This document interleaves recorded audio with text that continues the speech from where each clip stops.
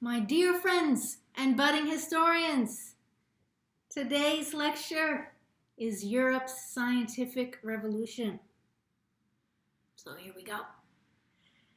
From about 1450 to 1700, European societies had a profound transformation in the way they understood the world around them.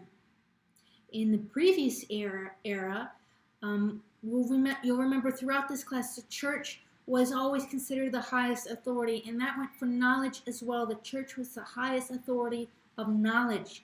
But people questioned that. And by 1450, there were the beginnings of a new way to decide what was true, at least what was true about the material world. Europe's scientific revolution had its immediate origins in the Renaissance, which began in Italy around 1350. Now, you might be thinking, wasn't the Renaissance when they made all of that beautiful artwork?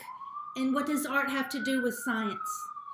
Well, the art itself uses actually a lot of mathematical principles, including geometric knowledge. Artists studied human anatomy to make their work more realistic, and artists like Leonardo took interest in many other facets of knowledge, such as engineering. So there is a strong connection here. You can see that in the School of Athens. Look at the beautiful geometry that's used here, and then look also at the respect for these classical scientists and figures such as Euclid, Archimedes, and Pythagoras.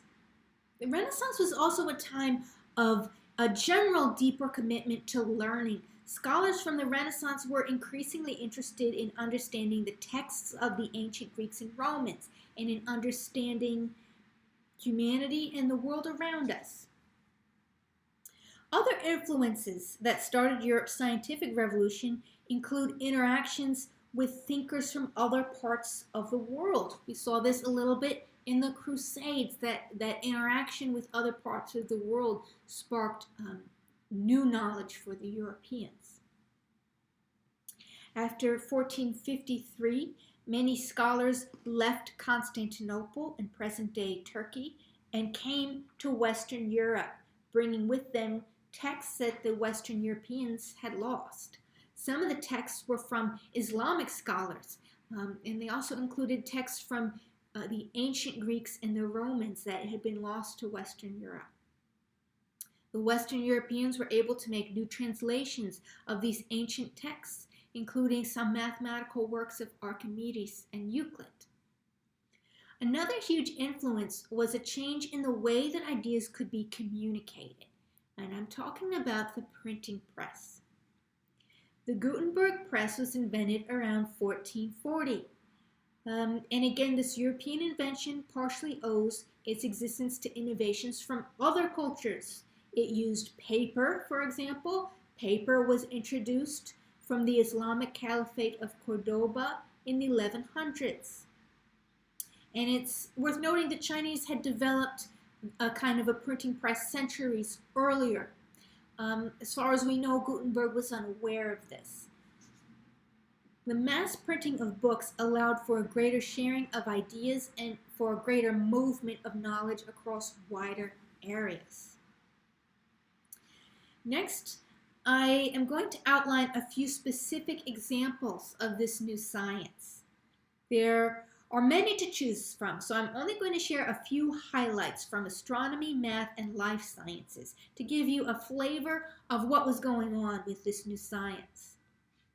Let's start with some famous astronomers.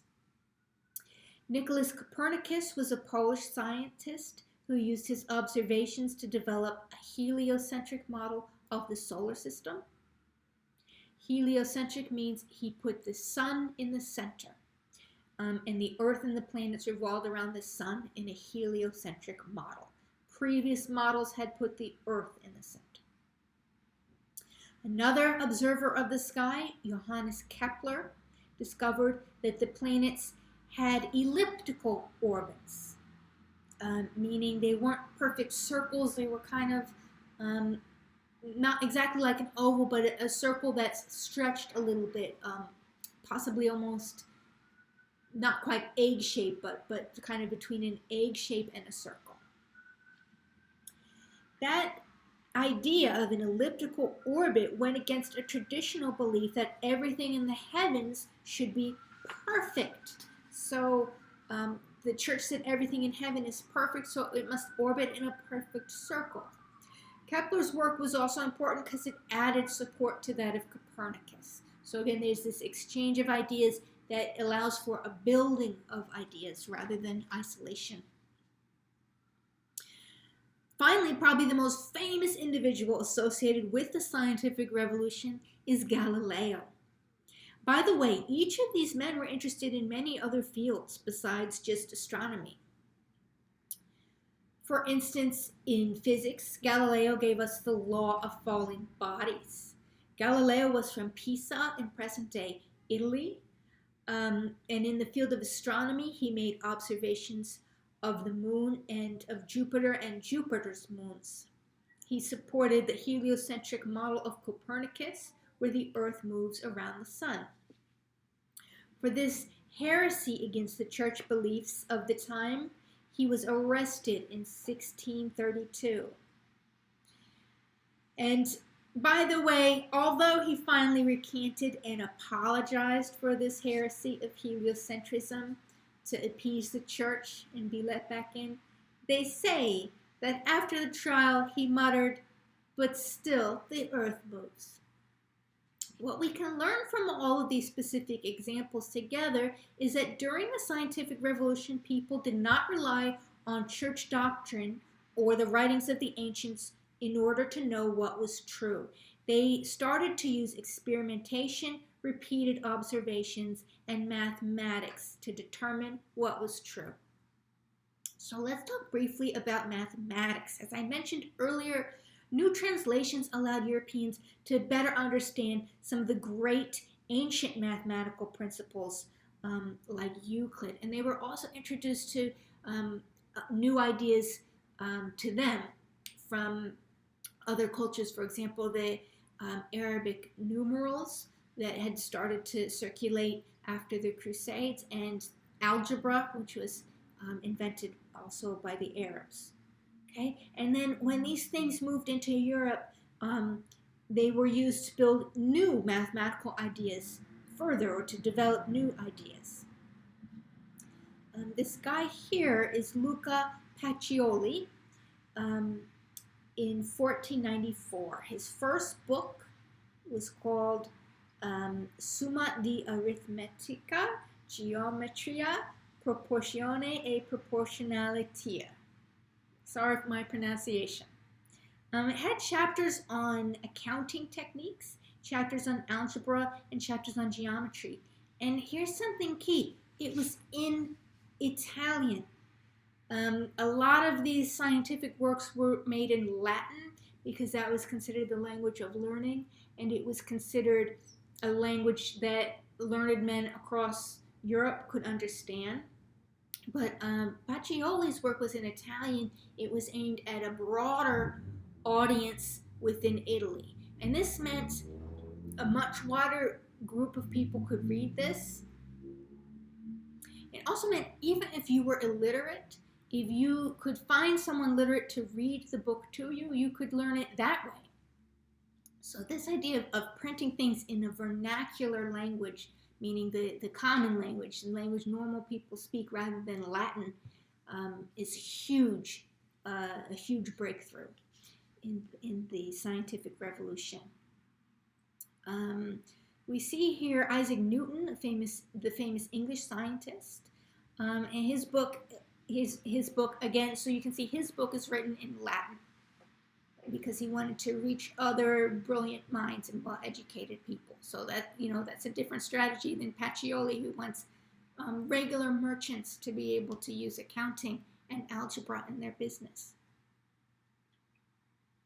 Newton, like the men on the previous page, was interested in all kinds of knowledge. He experimented with chemistry, with optics. And in terms of math, he wrote a treatise called Mathematical Principles of Natural Philosophy, or Principia, where he used mathematics to prove his laws of motion in physics. both Newton and at the same time another thinker named Leibniz developed calculus in the 1670s and the 1680s. So what we see happening here in these examples is a growing reliance on quantitative methods to arrive at facts and truth. You know, they say numbers don't lie. And the scientific revolution was kind of the start of this idea that numbers can help us know if something is accurate. Finally, a few examples from life sciences. In the medieval days, most physicians followed the writings of the ancient Greek Galen. But in the mid-1500s, a Flemish scholar named Vesalius dissected human corpses, and he found that Galen had made a lot of mistakes. Vesalius published a book on human anatomy in 1543, De Humani Corporis Fabrica, and this is one of the images from the book. There's a lot of really rough images in that book if you're curious of just things going on with corpses. And by the way, the church really looked down on that. That was really going against church teachings to dissect a human body. It was considered very disrespectful. So again, this is a place where sometimes these thinkers were coming into conflict with the church. Robert Hooke was an English scholar, and he developed a microscope to study fossils and other natural items up close. He published a book about his studies called Micrographia. He published this in 1665, and that spread a lot of interest in using microscopes and telescopes. And it spread interest about ideas in biology in general. Hooke was the first person to use the word cell to explain or to describe the building units of natural organisms. Advances in botany were made at this time as well. Many people were inspired by the plants of the Americas, East Asia, and later Australia. A lot of these, the Europeans were just starting to learn about, just starting to hear about these in the 1600s. Botanical gardens were established to maintain and study specimens of these new plants, new to them. On voyages of discovery, scientists and artists created very precise and realistic-looking botanical illustrations so that others would see and understand all the different plants. Again, our main idea here is that scientific methods of observation and experimentation were used to study reality, rather than relying on what the church said or relying on ancient texts, direct observation and experimentation. And again, with all of these books and pictures, we see the spread and exchange of ideas through travels, through printed materials. This was essential for the development of this particular scientific way of thinking. To wrap up this lecture, let's go over the results or the outcomes of Europe's scientific revolution. One outcome was the development of the scientific method. This is a process that used observation, hypothesis, and experimentation to arrive at scientific facts. Again, it speaks to the idea that people were no longer going to rely on the word of the church or of ancient philosophers for the answers. They would find out the answers themselves using the scientific method.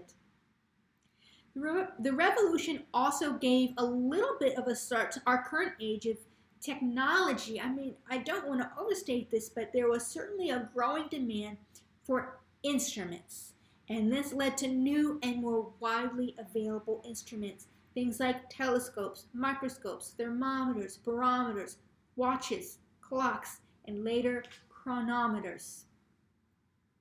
The revolution also led to social activities among learned people. And by the way, it's important for me to stop and emphasize here that not everyone on board in Europe is on board with these new ideas. Okay, most people were not on board with these ideas. The church remained strong. We saw that with Galileo's arrest. Okay, traditional understandings of the world were prevalent among the average person. Magical thinking was still very common. Let me give you a specific example. Think about this. The Salem witch trials were in 1692 and 1693. Right at the height of the scientific revolution, they are thinking people are witches who are performing magic. So that's all just to keep in mind that we're really talking about an intellectual elite only in Western society during the scientific revolution. But that's the start, and then it's gonna grow and grow outward. Okay, so these elites were gathering together more and more, and they were kind of expanding to what might be called maybe a middle class. They met in scientific societies such as Britain's Royal Society of London, and this picture shows the Society for Sciences in France. Here's King Louis in the center, seated there, my favorite. You can see all the instrumentations they use. They have, this is a sextant here, or it might be a quadrant. It's used to measure distances when triangulating space. So it's used to help you learn your location, and it can be used from there to also create maps and charts. In the background, you can see some fossils that they might have been looking at. And then over here to the far side, this is my favorite. It's this one guy looking out at us, looking at them. It's a kind of a Jim from The Office moment where he looks at the camera. Okay, people were also meeting in things called salons, which were in France, which was a little bit of a more intimate gathering in people's homes where they discussed ideas. So one outcome of the revolution is that people are meeting and talking more about science, and in that way, that scientific way of thinking is spreading. Okay, yes, just an intellectual elite, but it's starting to spread. It's starting to spread. The scientific revolution also directly influenced another intellectual movement, the Enlightenment. This is a bit of a cliffhanger for Western Civ Part 2, because the Enlightenment's more of a 1700s phenomenon. But for now, just know that the Enlightenment was kind of an attempt to develop humanistic studies in a scientific way. So there was a development of studies in how governments work, how cultures develop, things like that were approached with a kind of new scientific mindset. To sum up main ideas about the whole scientific revolution, Europe's scientific revolution fundamentally changed what people considered authoritative knowledge. It also changed the way that some people lived their lives and interacted. Thanks so much for listening today. I hope you are well.